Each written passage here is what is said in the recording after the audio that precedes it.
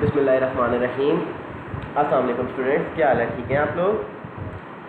आज lecture number 4 इसमें हम 6 चैप्टर के बारे में रेजिड्यूज एंड पोल्स के बारे में पढ़ेंगे। ये तो इम्पॉर्टेंट टॉपिक है। इसमें एक आध क्वेश्चन होता है।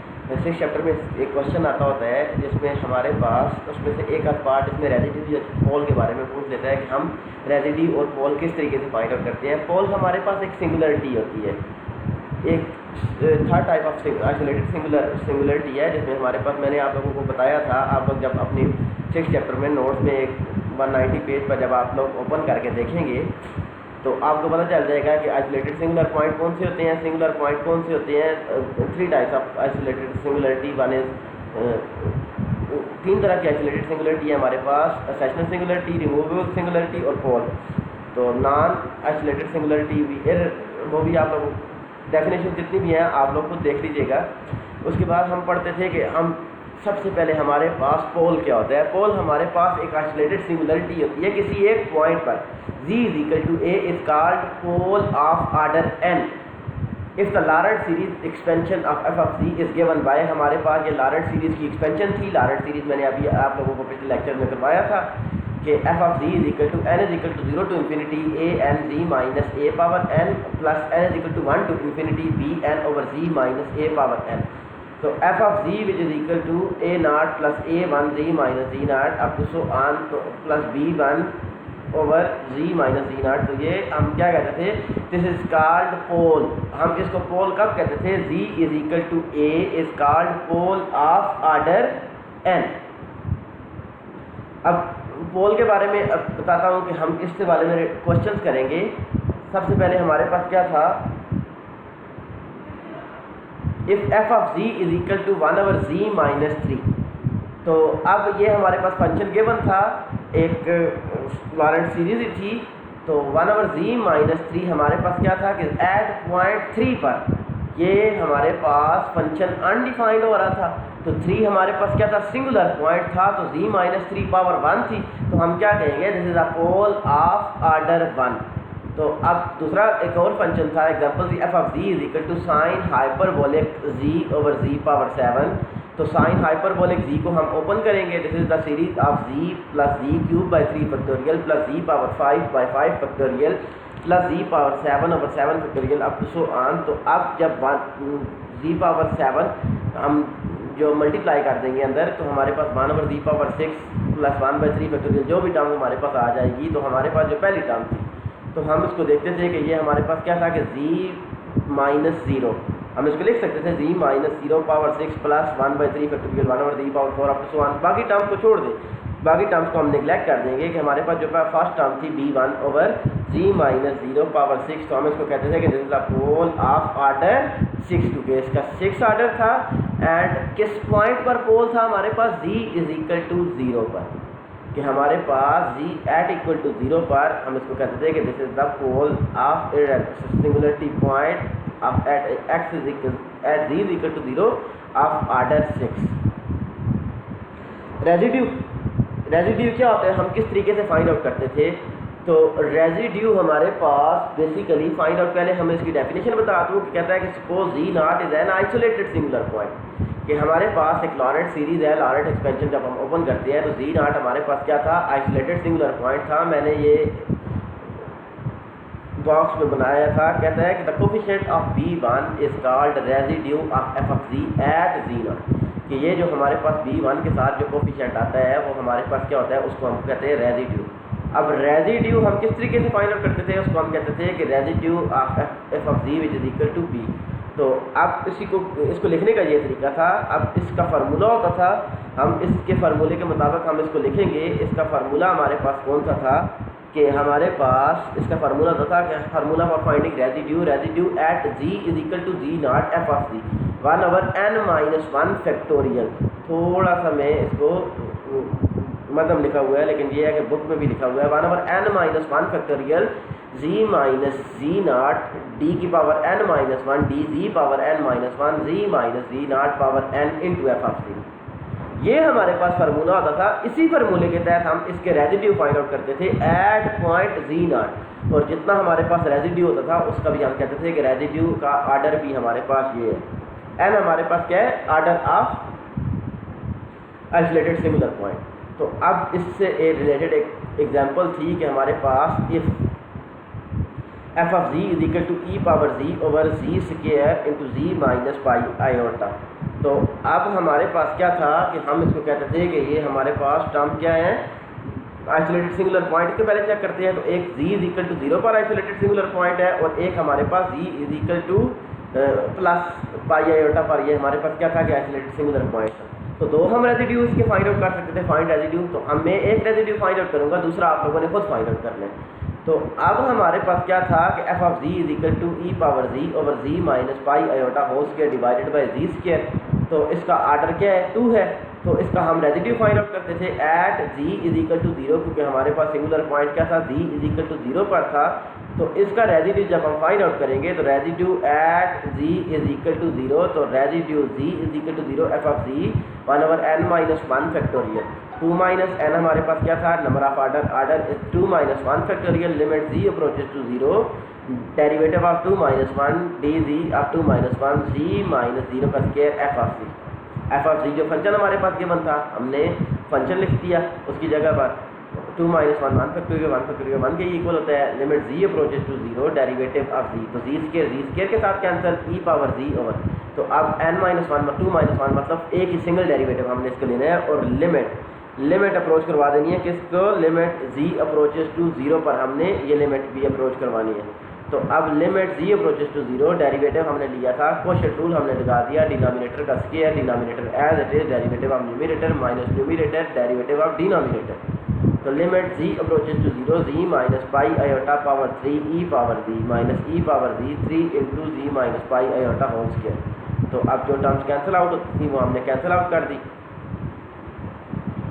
तो नेक्स्ट में हम कहते थे कि लिमिट अप्रोच करवा दें, जिधर जिधर जी था हमने लिमिट अप्रोच करवा दी। अब जी इधर भी था, इधर भी लिमिट हमने अप्रोच करवा दी, इधर भी जी था, इधर भी और इधर भी हमने लिमिट अप्रोच करवा दी। और जो टर्म्स हमारे पास आ गई थी तो हमारे पास 0 माइनस पाई आयोटा। तो अब रेजिड्यू हम इसको कहते थे कि ये हमारे पास इसको सॉल्व करेंगे, ई पावर 0 1 होता है minus pi iota minus 3 over minus pi iota power 4। तो this is the residue at ji is equal to 0 of order 2। तो आपने दूसरा रेजिड्यू एट पाई आयोटा पर खुद फाइंड करना है, बुक में भी है। इससे रिलेटेड जितने भी क्वेश्चन है रेजिड्यू से रिलेटेड, चाहे आप बुक यूज़ करें चाहे आप नोट्स यूज़ करें, आपने रेजिड्यू से रिलेटेड क्वेश्चन करने हैं, पोल से रिलेटेड क्वेश्चन करने हैं, क्योंकि ये हमारे पास इंपॉर्टेंट टॉपिक है। इसमें से क्वेश्चन आ सकता है, एक पार्ट आ सकता है, एक पार्ट 10 नंबर का होता है।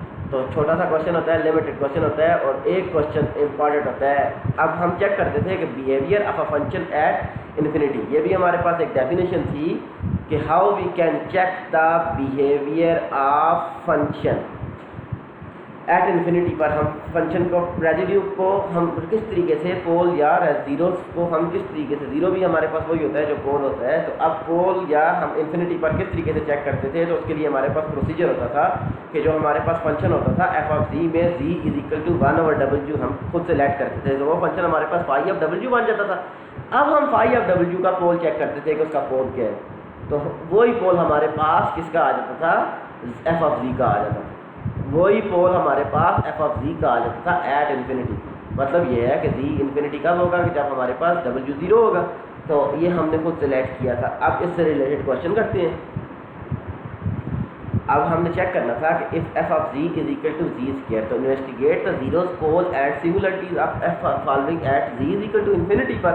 तो हम जब इन्फिनिटी पर चेक करते थे तो एफ ऑफ जी हमारे पास जो फर्स्ट स्टेप था z is equal to 1 over डब्ल्यू हम उसको लिखते थे, तो हमने उसको लिख दिया था z is equal to 1 over डब्ल्यू। तो फाई ऑफ डब्ल्यू हमारे पास किसके इक्वल आ जाता है, एफ ऑफ 1 ओवर डब्ल्यू। जी हमारे पास 1 ओवर डब्ल्यू स्क्वायर, तो ये हमारे पास आ गया था। अब फाई ऑफ डब्ल्यू का हम पोल चेक करते हैं, तो ये हमारे पास पोल क्या आ गया था, सेकंड ऑर्डर आ गया था एट डब्ल्यू इज इक्वल टू 0। तो उसी को ही हम क्या लिखते थे कि f of z has a pole of order 2 at ji is equal to infinity. I think this is clear for हम किस तरीके से चेक करते थे z is equal to infinity पर हम किस तरीके से चेक करते थे। नेक्स्ट हमारे पास इंतहाई इम्पॉर्टेंट टॉपिक है कि हम किस तरीके से काशी रेजिड्यू थ्योरम को स्टेट करते थे और प्रूव करते थे। तो अब हमारे पास ये था कि what is the statement of Cauchy residue theorem. पिछली दफ़ा भी ये क्वेश्चन आया हुआ था, state and prove Cauchy residue theorem 10 नंबर का क्वेश्चन था।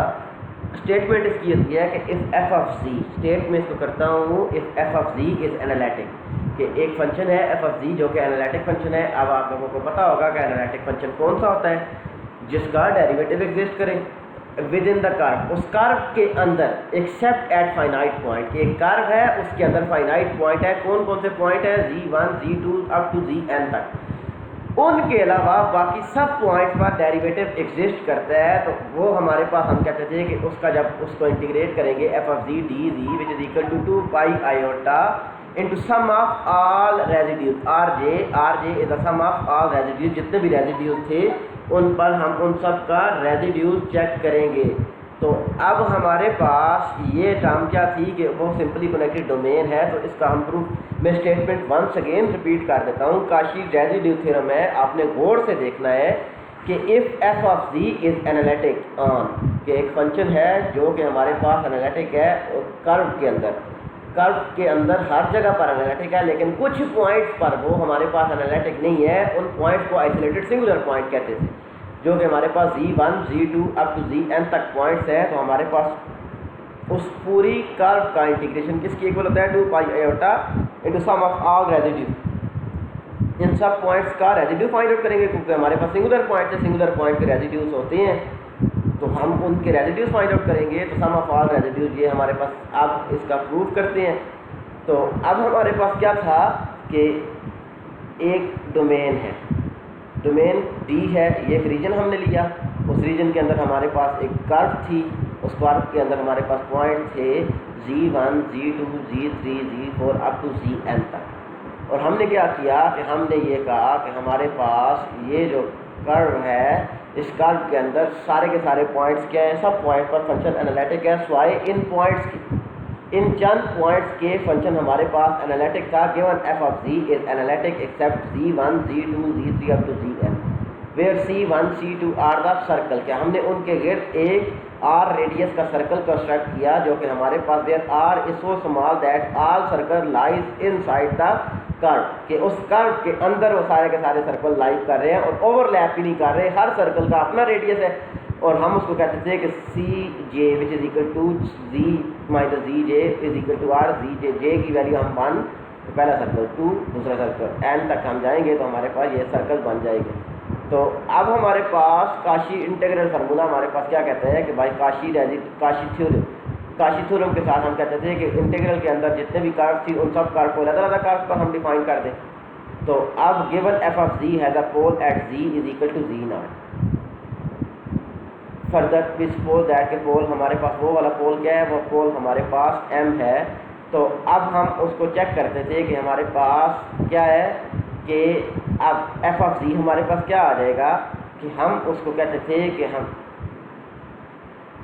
Bye f of z which is equal to b1 over z minus z naught plus b2 over z minus z naught plus b3, ये हमने Laurent series के साथ इसको expand किया था।